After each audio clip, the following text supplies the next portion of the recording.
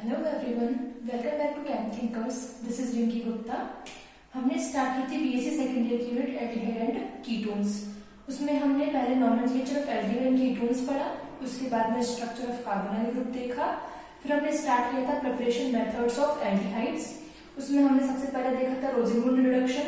रोजेनमुंड reduction में क्या देखा था हमने कि जो एसिड क्लोराइड होता है, अब वो एल्काइल एसिड क्लोराइड हो सकता है और एराइल एसिड क्लोराइड हो सकता है, उसका क्या करवाया था हमने, रिडक्शन करवाया था। किसकी प्रेजेंस में? पैलेडियम BaSO4 की प्रेजेंस में। स्टीफन्स रिडक्शन में क्या करवाया था? स्टीफन्स रिडक्शन में हमने लिया था साइनाइड्स। साइनाइड्स जो है उनका रिडक्शन करवाया था हमने SnCl2 HCl की प्रेजेंस में। इटार्ड रिएक्शन में क्या करवाया था? इटार्ड रिएक्शन में हमने टोलुइन की रिएक्शन करवाई थी। किसके साथ में? Chromyl chloride CrO2Cl2। इसकी रिएक्शन करवाई थी हमने टोलुइन मतलब C6H5CH3 के साथ में। ऑक्सीडेशन ऑफ प्राइमरी अल्कोहल, ये कैसे करवाया था हमने? ऑक्सीडेशन करवाया था potassium dichromate K2Cr2O7, potassium dichromate की प्रेजेंस में करवाया था। डिहाइड्रोजनेशन में क्या देखा था? डिहाइड्रोजनेशन में हमने कॉपर की प्रेजेंस में क्या करवाई थी? हीटिंग करवाई थी। फिर हमने ये भी बोला था कि जब हम ऑक्सीडेशन करवाते हैं प्राइमरी अल्कोहल्स का तो यहाँ पे एसिड बनने की पॉसिबिलिटी होती है, लेकिन डिहाइड्रोजनेशन ऑफ प्राइमरी अल्कोहल करवाया जाता है in the presence of copper, तो यहाँ पे एसिड बनने की पॉसिबिलिटी नहीं होती है। यहाँ पर इसका डिहाइड्रोजनेशन कहाँ तक होता है? एल्डिहाइड तक। हाइड्रोलाइसिस ऑफ डाइहाइड्रोजन डेरिवेटिव, इसमें हमने क्या करवाया था? सिंपल हाइड्रोलाइसिस करवाया था। ओजोनोलाइसिस ऑफ एल्कीन्स में क्या किया था? ओजोन के साथ में रिएक्शन करवाई थी।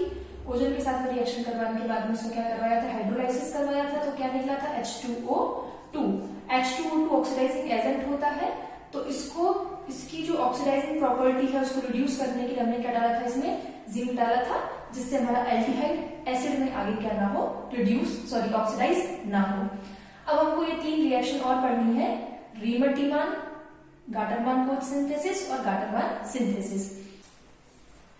रीमर-टीमान रिएक्शन। रीमर-टीमान रिएक्शन में क्या करते हैं? हम फिनोल लेते हैं, फिनोल की रिएक्शन करवाई जाती है CHCl3 प्लस KOH की प्रेजेंस में। तो यहाँ पे क्या बनता है? OH की ऑर्थो पोजीशन पे क्या आ जाता है? CHO। यहाँ पे आ जाता है CHO। इसका नाम क्या होता है? इसका नाम होता है सैलिसिलएल्डिहाइड। सैलिसिलएल्डिहाइड। और क्या नाम हो सकता है इसका? Ortho hydroxy बेंजील्डिहाइड। मैकेनिज्म कैसे होगी इसकी? मैकेनिज्म में पहले CHCl3 और KOH ये आपस में रिएक्शन करते हैं। तो देखो ये मैंने लिखा CHCl3, अब KOH, यहाँ पे OH माइनस क्या है? बेस। अब बेस को क्या चाहिए? प्रोटॉन। तो ये यहाँ से क्या करेगा? इस प्रोटॉन का एब्स्ट्रैक्ट करेगा, ये बॉन्ड ब्रेक हो जाएगा इधर की साइड। तो यहाँ पे क्या बन जाएगा? CCl, यहाँ पे आ जाएगा नेगेटिव चार्ज और साथ में क्या निकल जाएगा? H2O। अब ये बॉन्ड ब्रेक होगा तो किधर की साइड में ब्रेक होगा? Cl की साइड में, क्योंकि Cl की इलेक्ट्रोनेगेटिविटी ज्यादा होती है। तो यहाँ से क्या निकल जाएगा? एक तो Cl माइनस। अब ये बॉन्ड इधर की साइड ब्रेक होगा तो यहाँ पे क्या आएगा? Positive charge. पॉजिटिव और नेगेटिव क्या हो जाएगा? न्यूट्रल।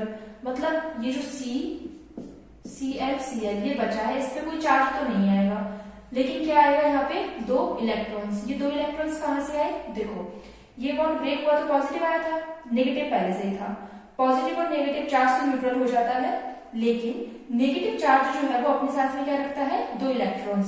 हम उनको दिखाते नहीं है, लेकिन जनरली होता ऐसा है कि नेगेटिव चार्ज अपने साथ में दो इलेक्ट्रॉन्स को लेके चलता है, तो चार्ज तो चला जाता है लेकिन दो इलेक्ट्रॉन्स रह जाते हैं। तो ये वही दो इलेक्ट्रॉन्स हैं। ये जो स्पीशीज बनती है इसको बोला जाता है डाइक्लोरोकार्बीन।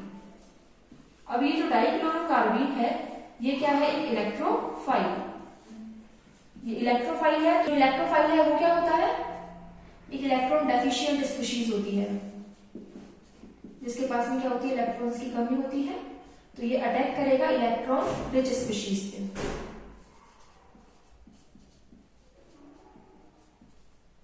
तो ये इलेक्ट्रॉन रिच स्पीशीज स्पीशीज है फिनोल, तो ये इस पर अटैक करता है।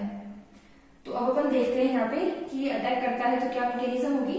तो देखो ये CCl2 का अटैक करवाना है अपन को,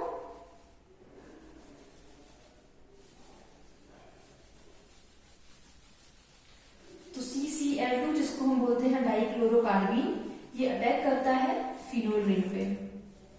तो मैं इन बॉन्ड्स को खोल लेती हूँ इस तरीके से, ठीक है। और यहाँ पे मैं इसकी रिएक्शन करवाती हूँ किसके साथ में, डाइक्लोरोकार्बीन के साथ में।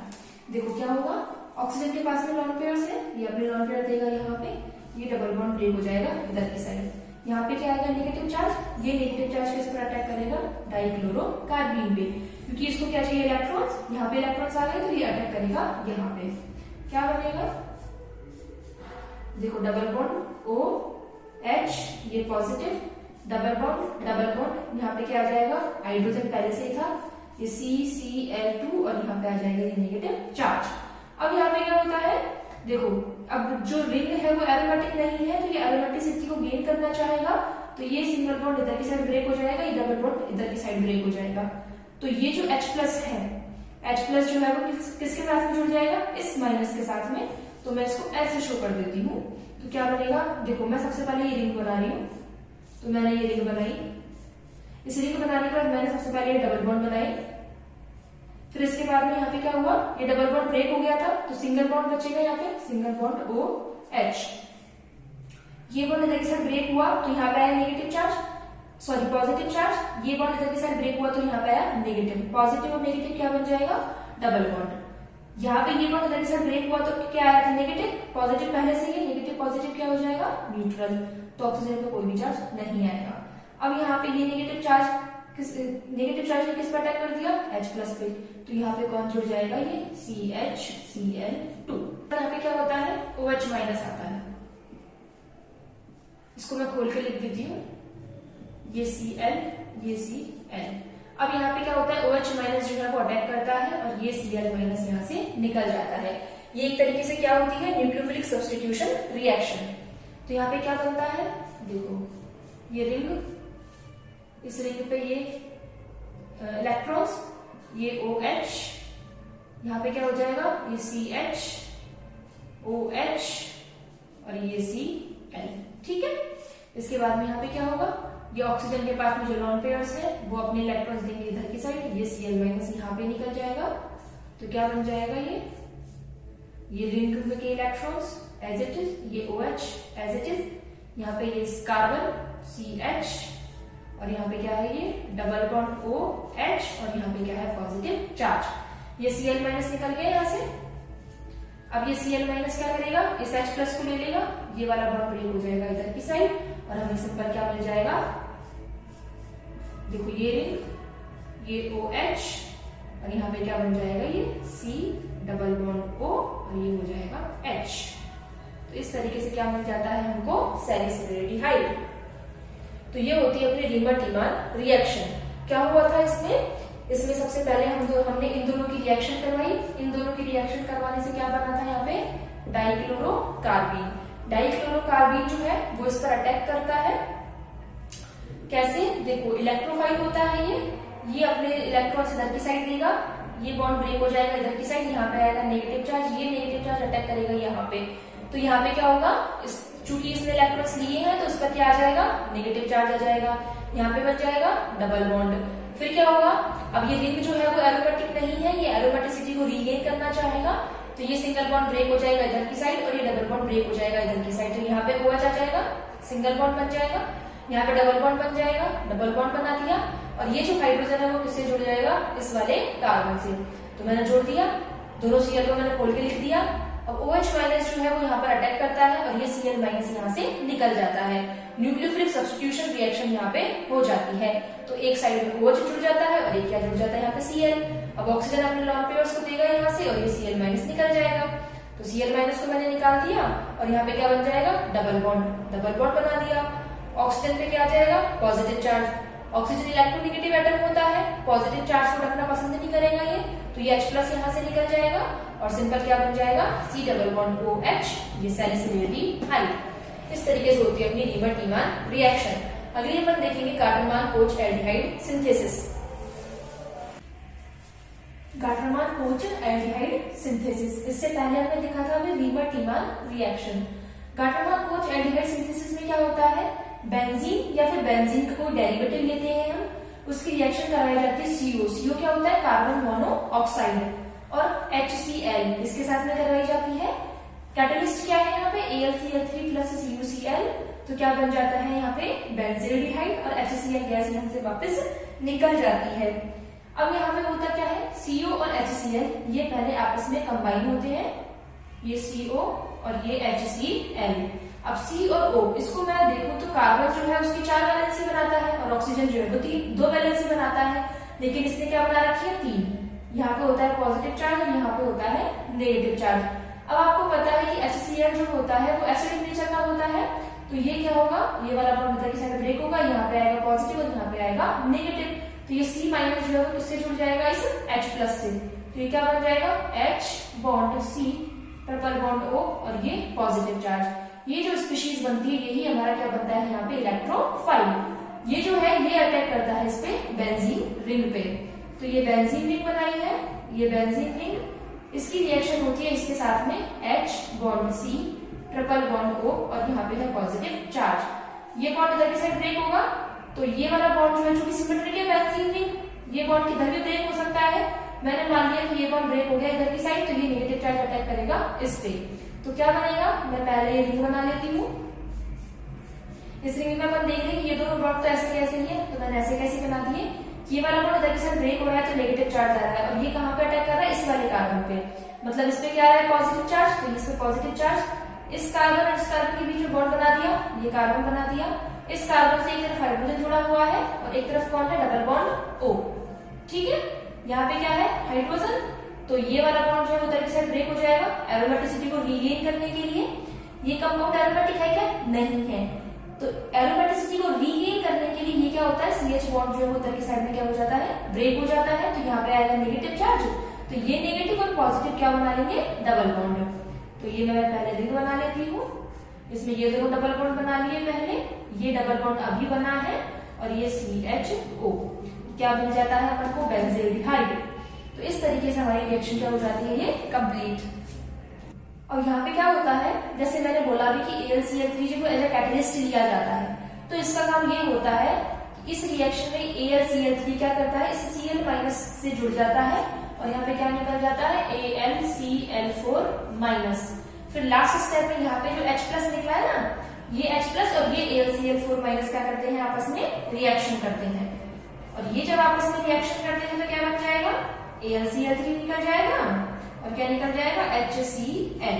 AlCl3 कैटलिस्ट है, अभी बोला ना अपन ने कि ये क्या है, एज अ कैटलिस्ट रिएक्शन में डाले गए हैं, तो कैटलिस्ट क्या करता है, रिएक्शन में काम आता है लेकिन वापस से निकल जाता है, ये कंज्यूम नहीं होता है रिएक्शन में, इसीलिए इसको कैटलिस्ट बोला जाता है। तो AlCl3 वापस रिकवर हो जाता है और HCl भी हमें क्या है, वापस से मिल जाता है, तो इसको बोला जाता है गाटरमान कोच एल्डिहाइड सिंथेसिस।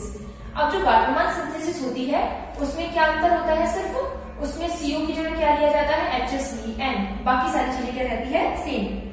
तो जब हम CO की जगह क्या ले लेते हैं, HCN, तो इस रिएक्शन को क्या बोल देते हैं, गाटरमान सिंथेसिस। तो आप पहले तो इसको नोट करो, या तो आप स्क्रीनशॉट ले सकते हैं या फिर आप लिख सकते हैं। अब अपन देखते हैं गाटरमान सिंथेसिस।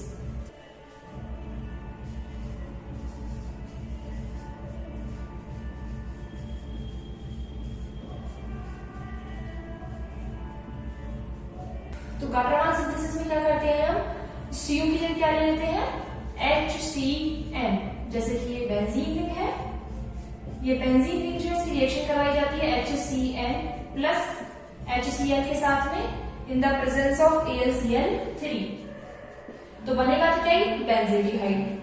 मैकेनिज्म कैसे होती है इसकी, ये HCl और HCl आपस में रिएक्शन करते हैं, HC triple bond N plus HCl।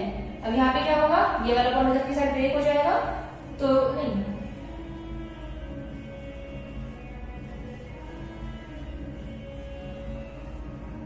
अब देखते हैं अपन इसकी मैकेनिज्म में क्या होगा, HCl और HCl आपस में रिएक्शन करते हैं, HCN प्लस HCl। अब आपको पता है नाइट्रोजन के पास में लॉन्ग पेयर्स होते हैं, और ये H जो होता है वो एसिडिक नेचर का होता है, तो ये नाइट्रोजन के लॉन्ग पेयर्स इस पर अटैक करते हैं और ये वाला बॉन्ड ब्रेक हो जाता है इधर की साइड। तो ये क्या बनेगा, H bond C triple bond N H positive, ये बन जाएगा। और मैं इधर की साइड क्या निकाल देती हूँ, AlCl4 माइनस, यहाँ पे कौन आता है AlCl3। अब ये जो स्पीशीज बनती है ये अटैक करती है किसपे, बेंजीन रिंग पे।